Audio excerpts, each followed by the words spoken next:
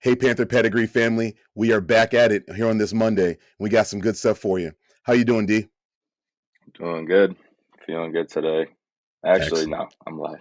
No, I stayed up a little late while playing some Hogwarts Legacy.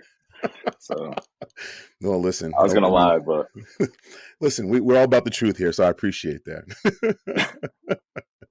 So, what we no, got going on today is we have our coaching staff beginning to round out, and we also had a nice little presser from Frank Reich and Jim Caldwell. Did you have a chance to take a look at it? I did. I did. You actually sent it to me. I woke up at probably Excellent. noon to it. Excellent. Um, but yeah, I had a chance to watch it. It's pretty good stuff. I know we're excited. I'm excited to get into this. So I can't wait to get into it. So what we're going to do, we're going to go over the recent additions to our coaching staff. We're going to go over how we think it's going to help us shape up, and then we're going to go right into the press conference because there's a lot to unpack there. You ready? absolutely, let's get it. All right. All right, let's get after it. Okay, so over the last few days, we've had a few more hires announced. So I'm going to tell you right now, the one that's really intriguing to me. I'm going to kind of go to the most exciting. I don't know if it's going to be the most impactful, but I'm the most excited. So one of our former rivals, D'Angelo Hall, who used to play for the vaunted, the dreaded Atlanta Falcons, has come on as an assistant D-backs coach. And this is his first coaching opportunity because he's fresh off of being a player. I think his last year that he played for about 15 years, and he's been out of the league between like 3 and 4 years. What do you think about this hire? I'm not. I'm not. I don't know too much about him, but uh. Yeah, I think it's a solid move. Yeah, You said D'Angelo Hall is assistant um, secondary coach. assistant secondary. Oh, Solid, assistant D backs because we are breaking up the secondary and safeties. I'm sorry, I'm trying to get used to that. right? Yeah. So, I mean, solid. Yeah, You got a guy already in the room like JC. So just kind of building up that locker room and having that talent in there. yeah, I think we should bring in more talent, but I mean, he's definitely got a couple of solid guys he's going to be working with. So we'll absolutely. see. What? We'll Go see. ahead. Yeah. Oh no, I was just saying we'll see how it goes. Yeah. What I like about this hire is that he's been in the division before. Now he did play with the Washington Commanders, Redskins at the time. I actually think spent maybe a year with the football team. I think I'm not sure, but he's one of those alpha cornerbacks. Like he's a talker. Actually, him and Steve Smith had some very epic battles, and and you'll see him on like some of the NFL Classic. Like him and Steve Smith had some battles, and it was actually really fun to watch. I'm excited for him coming into his cornerback room because he's going to add some juice. He's kind of got like a Dante Jackson type vibe to him, and I think him and Dante will work really well together. I know Dante, we're kind of trying to see and figure out when he's going to come back off of that Achilles, but I think adding D'Angelo to this cornerback room, I think is actually really exciting. But not going to hang out on that one too long. But we were also able to get our offensive coordinator. Now this is the one that we kind of talked about it last week, if I'm not mistaken. But this is actually really exciting. I think this is going to really kind of give us that juice that we need as a offense. And we're going to talk about his role as we get into the press conference. So hang in there because we have a lot of stuff coming up. Now, before I forget, please make sure you like and subscribe to our video. I should have did it at the top of the show. Got kind of excited to talk about the material. Please like and subscribe and comment. And please stick in for the rest of the show because we're going to have you guys comment on something for us because we were really excited and we want to know what you think about this press conference. But I'm going to have something specific that I want you guys to comment on. So we were able to lock up our offensive coordinator, Thomas Brown. Now, we did talk about the last episode that I believe that we were down to two people that we thought it was going to be between. We talked about JBC, Jim Bob Cooter, and Thomas Brown were the two guys that we were talking about. And I think we went with the guy that I personally wanted to go to and had nothing to do because I want to say Jim Bob Cooter for the rest of the season. But I thought Thomas Brown offered us a unique dynamic where it allowed Frank Reich to retain play calling and to bring a very exciting young offensive mind along and potentially turn him into one of the next bigger things. Now, Thomas Brown for me represents that we are really in that we want to grow a team from the ground up. Just like we want to grow our offensive coordinator from the ground up, you can see that we are matching experience hire with a mentor, experience hire with a mentor. Ejiro Evero, Dom Capers, Frank Reich, Thomas Brown, and you have Deuce Staley as an assistant head coach and running backs coach. So there's a lot of experience starting to happen here. What do you think about this Thomas Brown hire? Yeah, first thing that came to me is like players, they kind of they're treating this staff just like players. And I'll kind of explain that a little bit better. Like bringing in like drafting a rookie and having a veteran in, like you can see that they're kind of treating it as such. Like bringing in a guy who has like some potential, people don't really know about him yet. Bringing in a prospect that can probably be like an elite play caller and eventually a head coach, as to what Frank Reich was talking about later on the introductory, not the introductory, but the press conference today. But yeah, it sounds like Frank Reich's going to be calling the plays until he's kind of feeling a little bit better about Thomas Brown taking it on. Yeah. But that's kind of how I see it. I see it like as he was right next to Sean McVay in Los Angeles, so he got to see how Sean McVay kind of ran things and essentially got them all the way and won a Super Bowl a couple years ago. So, Yeah, um, that's actually an exciting. That'll be something else that we hopefully have time to pull up later on. Is how many rings this new coaching staff actually has between them. No, that's some great feedback on Thomas Brown, and I think we're seeing a philosophy being built, a culture being built. With every experienced voice, have somebody that you're bringing along to be able to potentially, take on that role when you're done. So we are also able to bring on Sean Jefferson as well, former player. And again, you'll see another theme throughout this coaching staff. We have a lot of guys in these great positions that are former players, so they know the grind of being a player, and they're going to have that cloud in the locker room. So Sean Jefferson, former wide receiver coach for the Lions, the Titans, the Dolphins, the Jets, and the Cardinals. And he brings an experienced voice because he played for the Chargers, the Patriots, the Falcons, and the Lions. And he had a pretty decent career. He tallied 470 receptions for a little over 7,000 yards and 29 touchdowns in his career. I like this because we have a very interesting wide receiver room. We have your DJ Moores, we have your Terrace Marshalls, we have help me out here. Why am I blanking? We Terrace have Marshall, Shy Terrace Smith. Shy Smith. Yeah, exactly. So we have a receiver room that we're obviously going to grow. Because we're right now we're looking for that, in my opinion, a guy that can stretch the field, the WR2, a guy that really, strong route runner, kind of hoping to take over that role that we hope Robbie Chosen Anderson had took on. So hopefully with a lot more success. So Sean Jefferson, I think, brings that experienced voice. Do you have any feedback on Sean? Not too much. I think that's gonna that locker that not that locker room, but that wide receiver room is not gonna be too much of the concern right now. But having a good guy like Sean Jefferson in there to lead those guys is solid. Obviously, you got a great leader in DJ Moore. So I mean, I don't have any problems with that. I think it's gonna Excellent, be good. excellent. Yeah. Now, not gonna spend too much time on this side of the ball. On the other side of the ball, we made a couple of hires because we are differentiating the inside linebackers coach from the outside linebackers coach. So the inside linebackers coach is gonna be Peter Hansen, somebody who Jiro Evero is familiar with from his Denver days. And then we're gonna have outside linebackers being coached up by Tim Lukabu, who is actually a Boston College product. He was a defensive coordinator at Boston College from 2020 to 2022 after coaching the linebackers for the Bengals in 2019. So again, a guy that's got kind of mixed bag of talent. He's former defensive coordinator for Boston College. ACC program. I mean, they haven't been the best, but they've been churning out some talent. He wasn't there during the Kuechly days, but the guy you're bringing on guys to really coach up positions, which I really like here. Anything on Mr. Lakabu?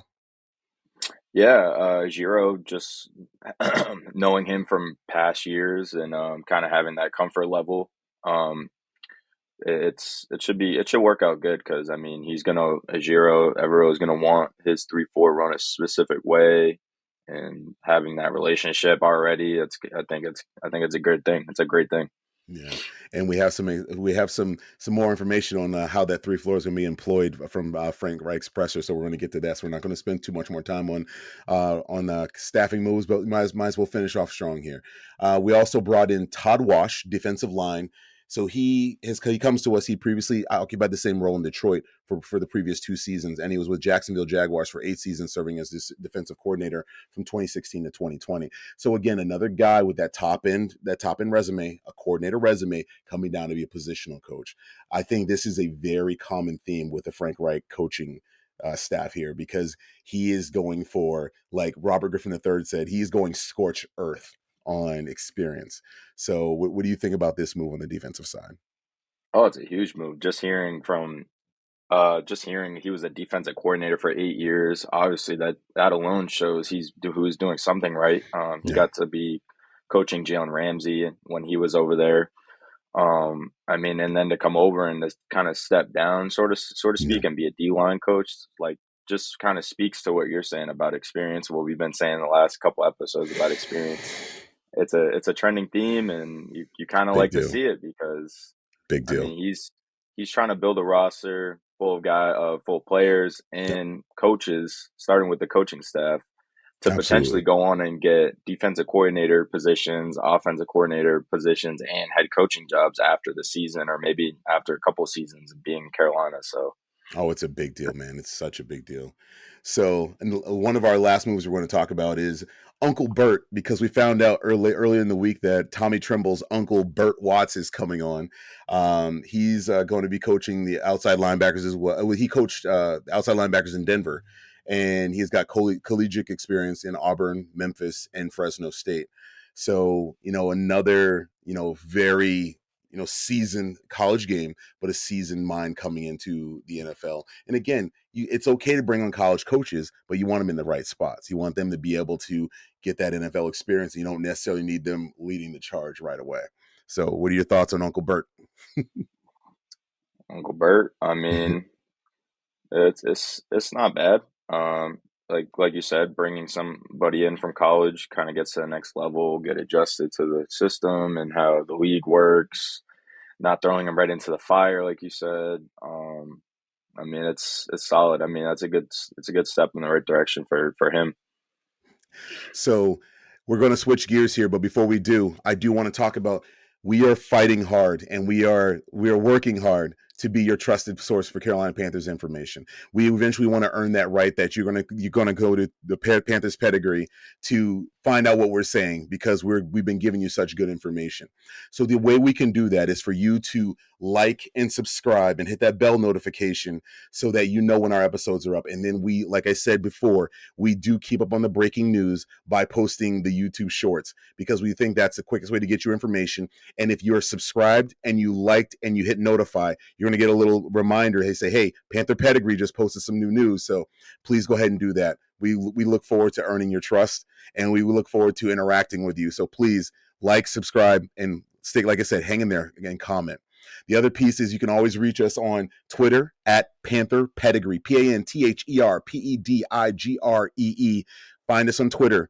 Follow us, because we are literally keeping an eye out for all the major sporting news, the Panthers news Everything. out of Charlotte. Exactly. Anything that comes up, we're re-forwarding it, we're retweeting it, because we want you to see it. Because we're only following the people that we trust, the people that we read, and we're not just going off and forwarding any Panther news. So we're very specific what we follow. And the other thing is, we also are on Facebook as well. So please look up Panther Pedigree on Facebook, and you'll see us there. All right, switching gears now to this Frank Reich presser that he blessed us with. I'm actually pretty excited about this, because I'll be honest with you, I didn't see any information about this coming up. So I got my little alert around noon, I think, that he was doing a presser, and I'm like, oh, time to shut everything down and let's figure out what's going on. So I tuned into that, and man, it was good to see him. It was good to see him. He acknowledged that he had been on the job for about 2 weeks, and it was time to do a check in. So when you started watching that, what did you get from initially, Dakar? Oh man, yeah, like I said earlier, I woke up to it.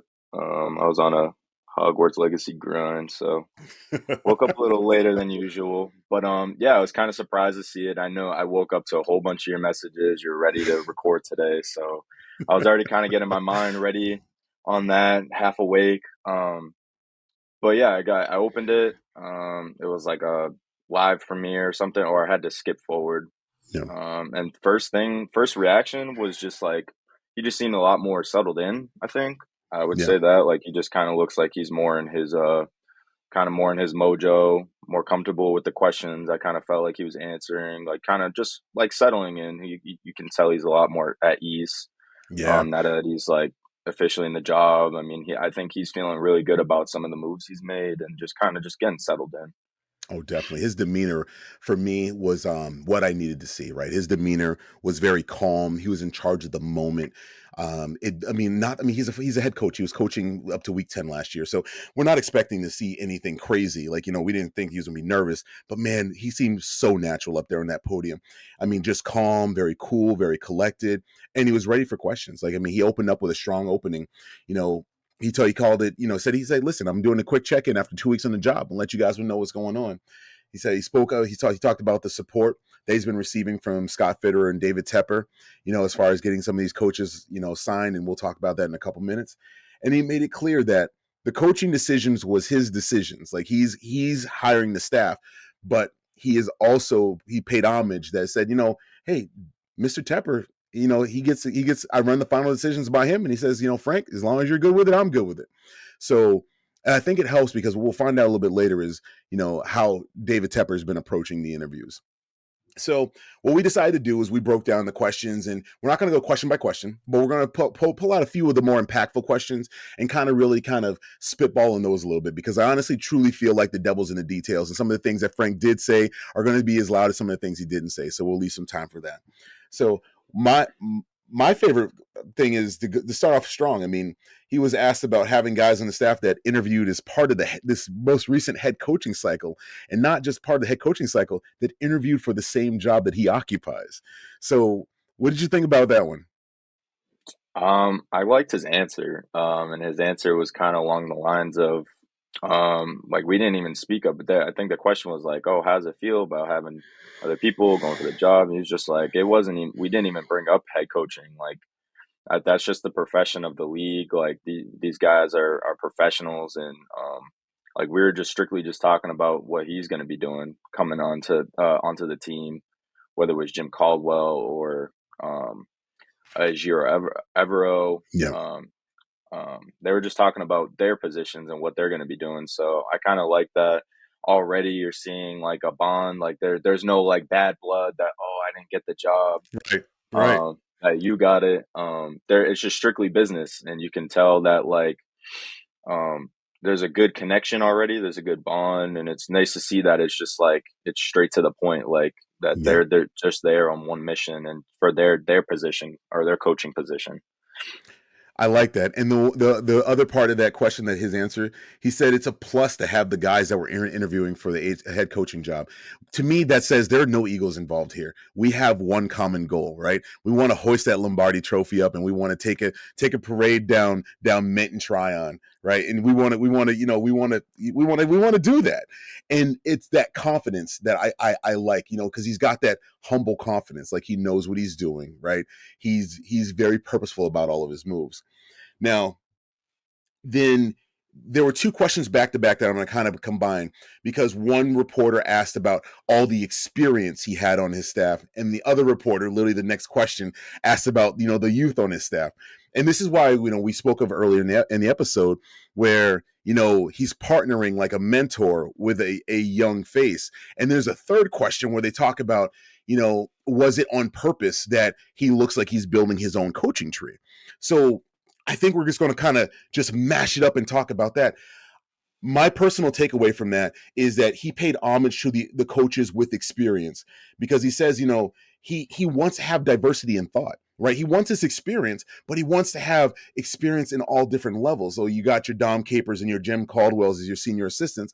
Then you got your player coaches, the guys that have played and coached before, like your Sean Jeffersons and your Deuce Staley's, occupying some very important roles, running backs and wide receivers. So you're going to have diversity in thought. And that's that are you starting to pick up, that's one of Frank's trigger phrases. And then, when he goes to the fresher faces, the younger guys, he's like, he spoke about having you want to have the right guys at the right spot, and having the right players, the right coaches to set up the players to win.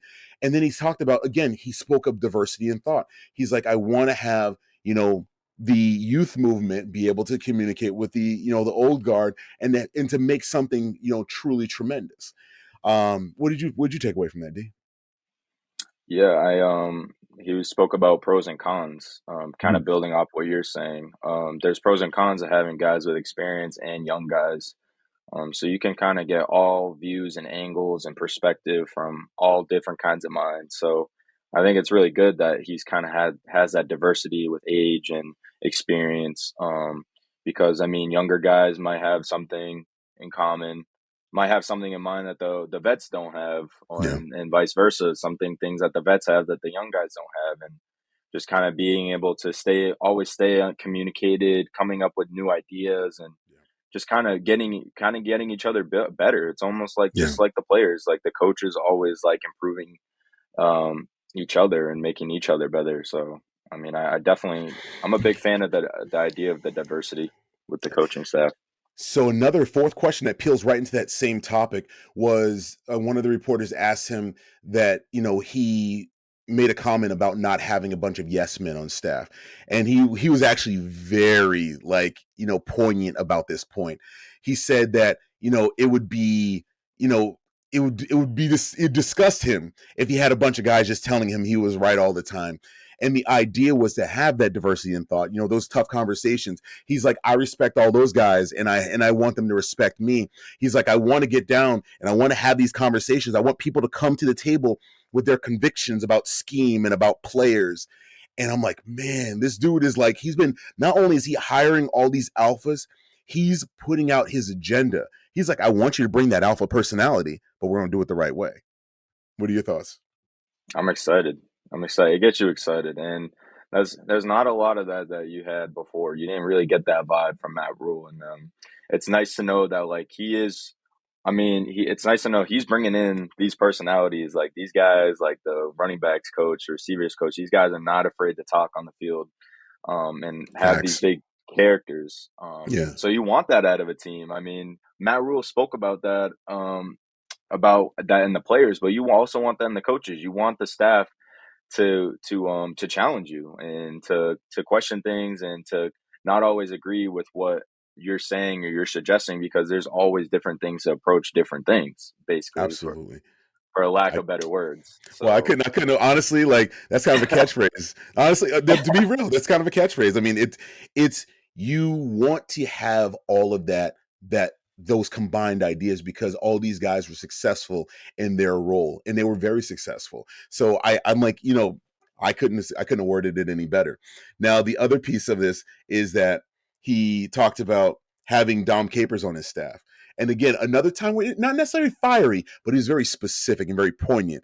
So he goes, the Dom Capers hire wasn't a nostalgia hire. Yeah, how cool is it that the first head coach of the franchise is on my staff? The guy that coached me as the first quarterback. But he's like, if you know Dom, this isn't a nostalgia hire, and he wouldn't accept a nostalgia hire. He's on this staff to bring his experience, his passion, and his knowledge of football to this, to the room. And I'm like, dang. So he's acknowledging and honestly debunking a bunch of the things that the media will probably try to put out there, like, oh, they brought Dom Capers back because that's a feel good story. He's going, I brought Dom Capers because he's a football mind. What are you thinking here? right, absolutely, and I like that he was saying like, well, we already had our careers, was pretty much what he said. He was like, Yeah, we've already played. yes. It's not about us. It's about the Preach. team. That Preach, is. Dakari. And that's some of the things you saw he expressed in the introductory, is like, it's not about me, it's about the team, it's about the coach. And that's another move like you spoke about. It's about us, and it's about your experience. We're using your experience, your knowledge. Forget about our careers and what we did for each other. We're doing this is for us. Like, this is not for us. This is for the Panthers. Like, what are we going to do to improve our players and to get this franchise where it needs to be? Listen, again, couldn't have worded it any better myself.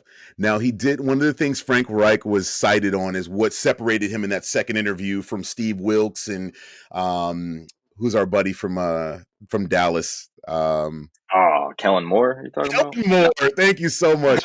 Was the strength of his second interview, and that was actually called into the media. They said, he came with a full plan, and it honestly, that's what the separation factor was. And so one of the reporters said, how close was your proposed staff? Because that was one of the things that he brought strong. That he said, these are the guys I'll be able to bring.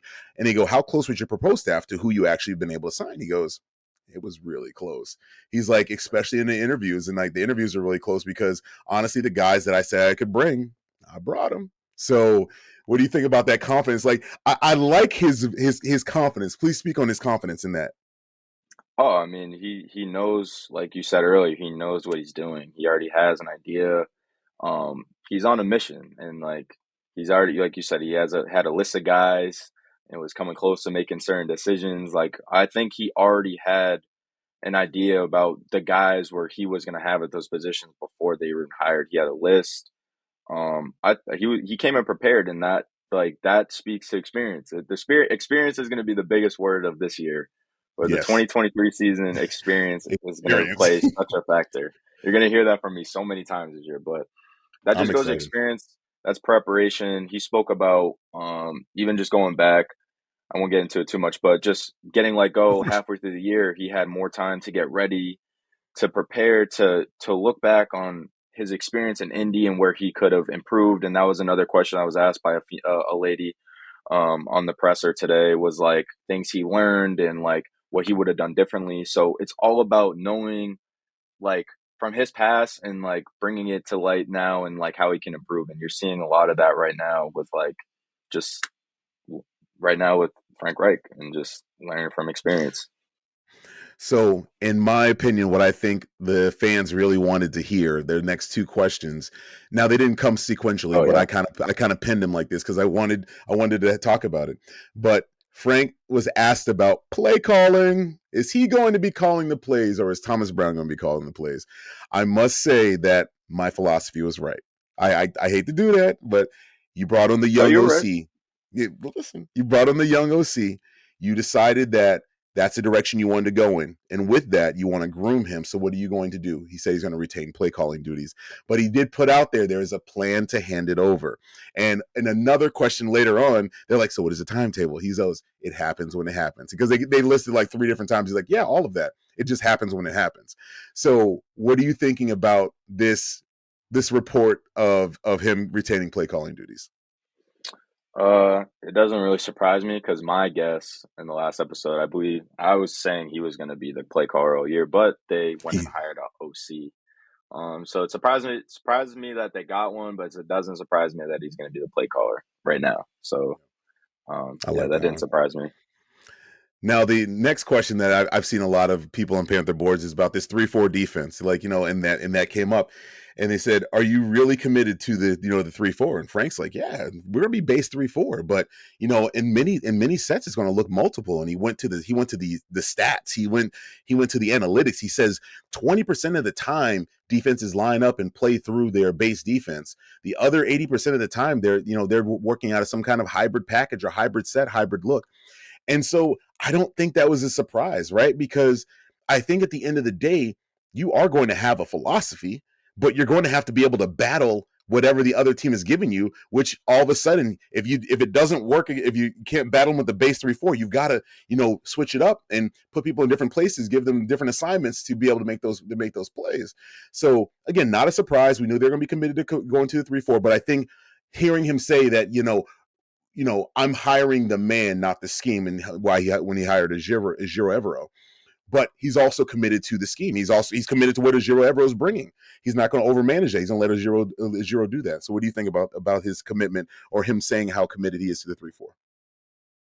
No, I agree. I mean, everything you just said really is like, I just like how he spoke on, he's hiring the coach, the man he is, the character he brings, the energy, not the scheme. I think that was like the biggest thing I took away from that. And I mean, he was very confident in Ejiro and like saying he can pretty much coach any any formation he wants. So I mean, That's giving him the reins to the defense pretty much. I'm going to be the offensive mind over here. I trust you with the keys to the defense. So do your thing. So I mean, I'm feeling pretty good about that. I know he had a lot of. We spoke about it. He had a lot of success in Denver, and people were actually frustrated that they couldn't get their hands on him and we were able to secure him. So it Sorry, just gets me more Minnesota. and more. Not really. No, it gets me more and more excited. Um, so I'm definitely looking forward to him.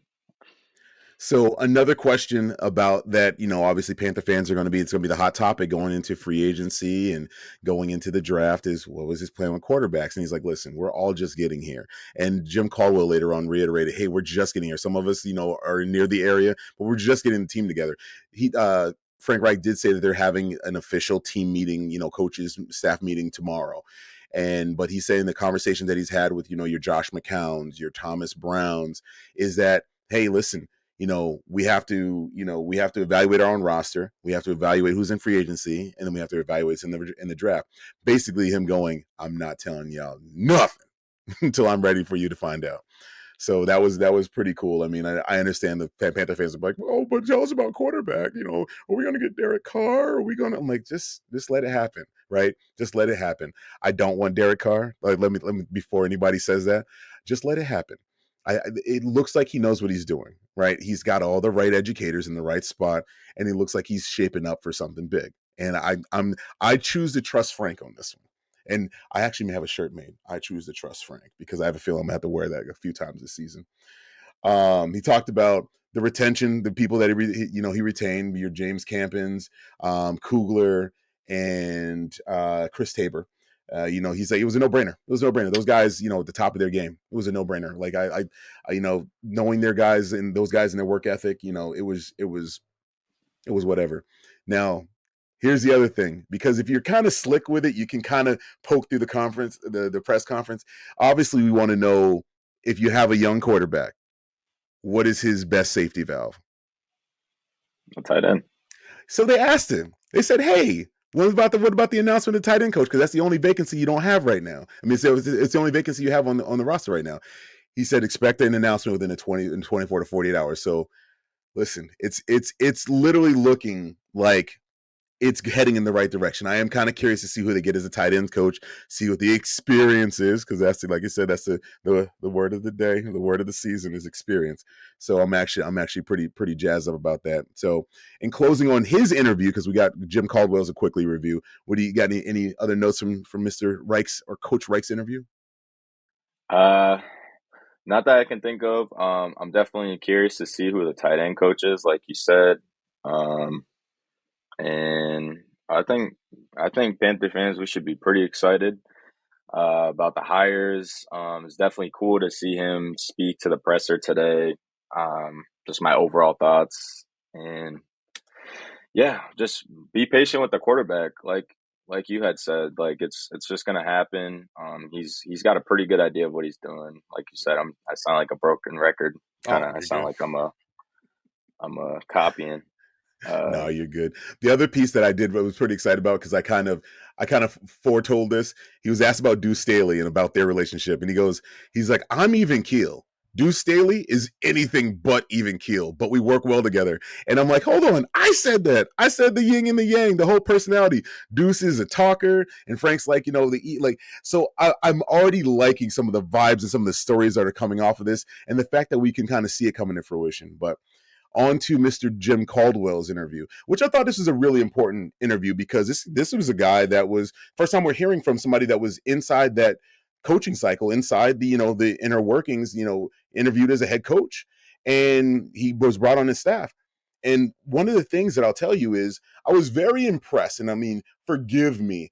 Like I'm thinking, Caldwell's been around forever, right? Like, is he going to come out here sounding like kind of tired? Caldwell came out with energy, and he was funny, and it was like there was no sense that he was down or irritated that he didn't get the job.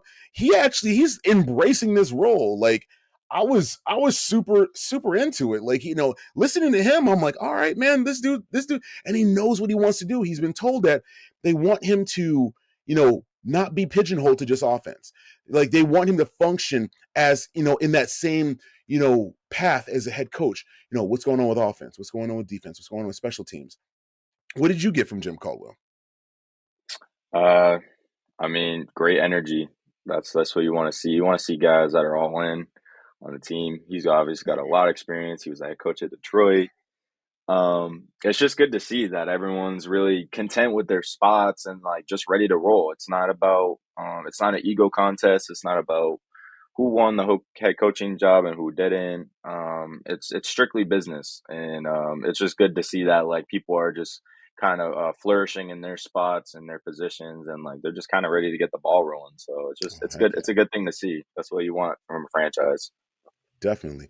And he was asked, like, what made this job opportunity, unique, because he's been asked to be senior assistant before and he's passed it on it.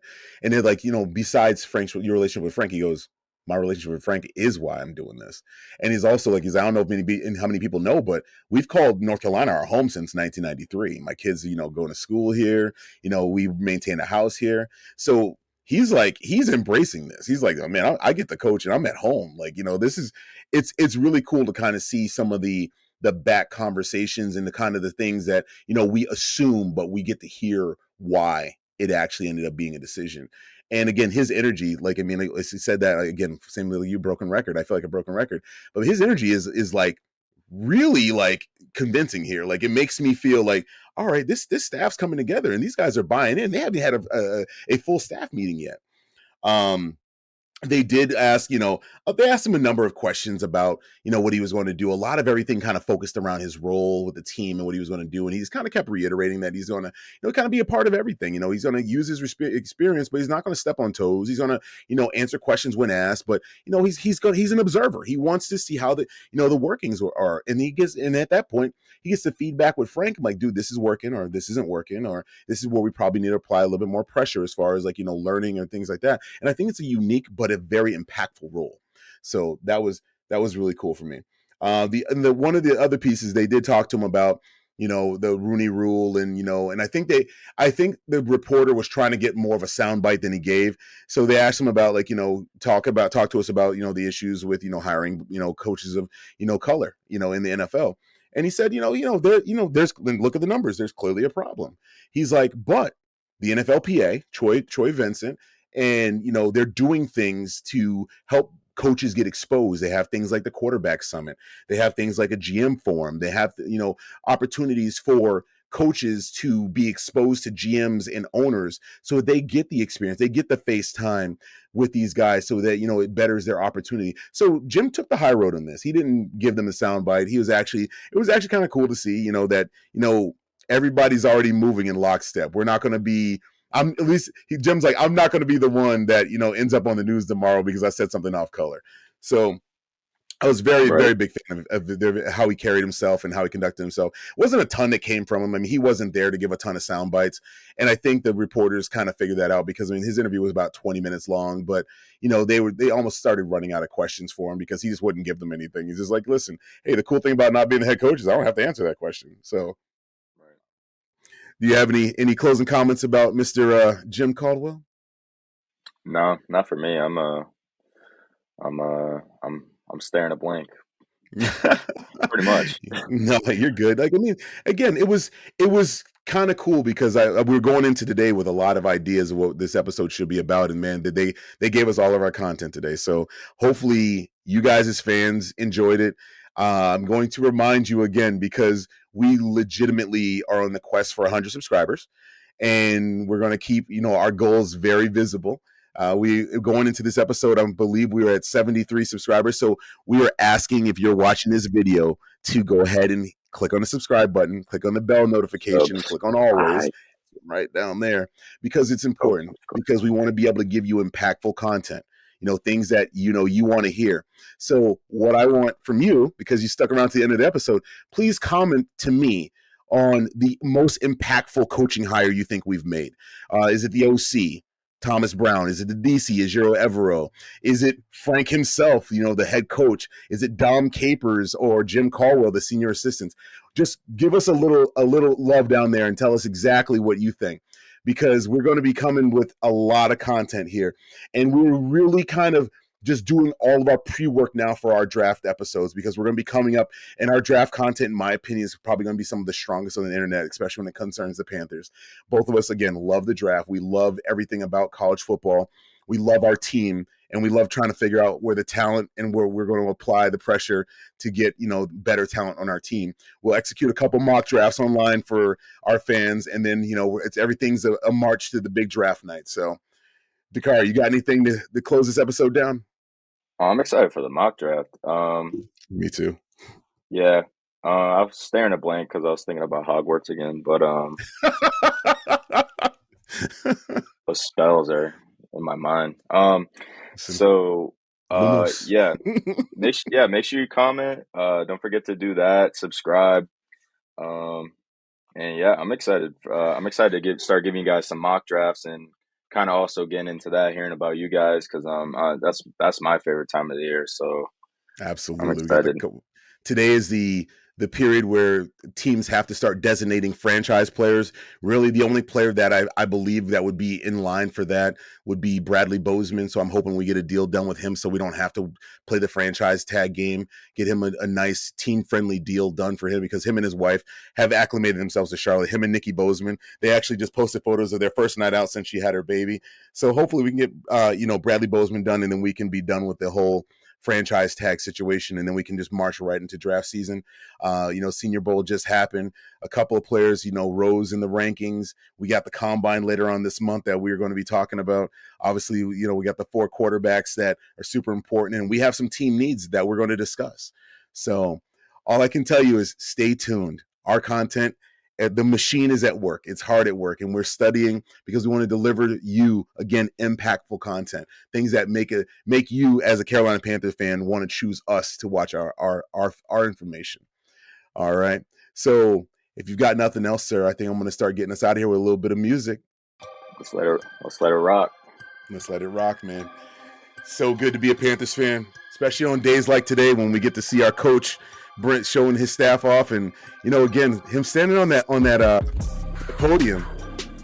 It was cool. It was cool. Just gets you excited. A lot to look forward to. So didn't make me feel like Matt Rule, man.